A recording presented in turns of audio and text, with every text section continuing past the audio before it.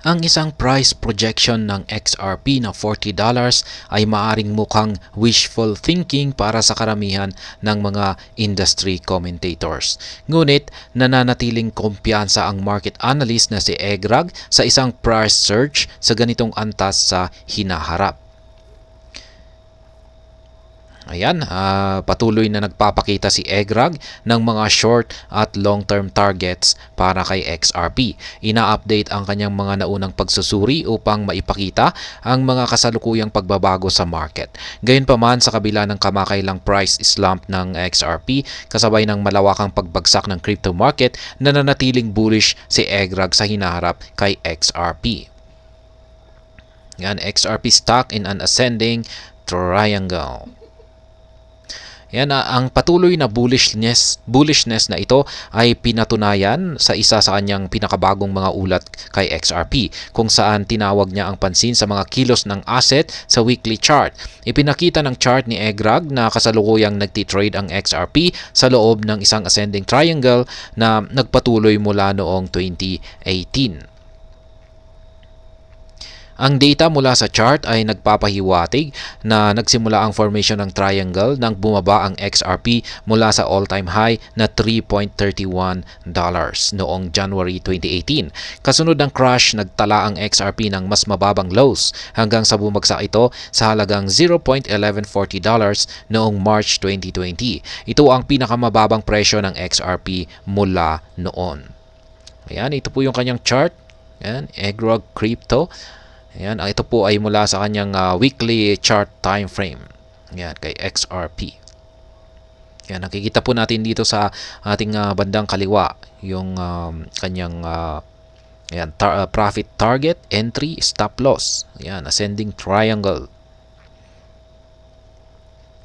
Kapansin-pansin, bumawi ang asset mula sa presyong $0.1140 at nag-umpisa ng isang comeback na muling nakamit ang $1.96 noong April 2021. Gayunpaman, sa kabila ng sumunod na pagbagsak, nag-hedge ang XRP laban sa anumang mga pagbagsak pabalik sa $0.1140 na mababa. Kapansin-pansin, patuloy na nagtatala ang XRP ng mas mataas na lows mula noon. Ang pattern na ito ay nagresulta sa formation ng ascending triangle. Gayunpaman, nabigo ang asset na makamit ang mas mataas na highs. Hindi kayang sirain ang $2 na presyo. Bilang resulta, nananatiling flat ang upper trend line ng ascending triangle. Sa kanyang pagsusuri, tinukoy ni Egrag na malapit nang mabasag ang trend line na ito. Ayan, 6,624% surge. Yan, to $40. Ayon sa kanya, makakakita ang XRP market ng isang resurgence ng FOMO kapag muling sinubok ng XRP ang $2 na presyo. Malamang na magdudulot ang FOMO na ito ng matinding buying pressure. Gayunpaman, binigyang diin ng analyst na babagsak ang XRP mula sa antas na $2 at muling susubok yan sa mas mababang ascending trend line. Ayan, hinulaan ng chart ni Egrag na babalik ang XRP matapos subukan ang mas mababang trend line. Sa huli ay babasagin or sisirain nito ang resistance sa presyong $2. Ang ultimate target ng analyst para sa oras na mangyari ang breakout na ito ay $40.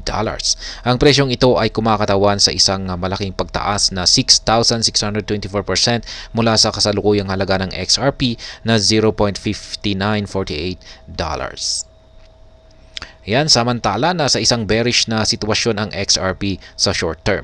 Ang kasalukuyang bearishness ay dahil sa patuloy na market downtrend na ito ay downtrend na triggered po ng kalagayan ni Binance ngayon. Yan ang Binance situation. At alam naman po natin siguro lahat yung nangyayari sa kanya.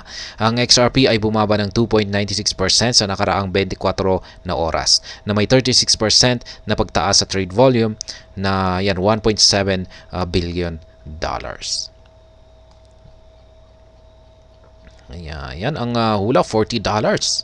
Mataas na rin po yan kung pag nangyari yan. Kaya abangan na lamang po natin kung yung breakout sa ibabaw nito, kasi yan po yung signal na aakyatin niya ang presyong $40. At ayun, hanggang dito na lamang po tayo sa video na ito. Sana po ay inyong nagustuhan ang aking paliwanag dito. Kung inyo po itong nagustuhan, pakiclick lamang po ang like button nito. Para naman po sa mga bago lamang dito, kayo po ay aking inaanyayahan para mag-subscribe. Pakiclick na rin po ang bell icon nito dahil ito po ang siyang magsisilbing notification nito sa mga bago kong videos na akin pong ina-upload sa aking YouTube channel na ito. Marami pong salamat sa panonood. Ingat po tayo lagi at God bless po sa ating lahat.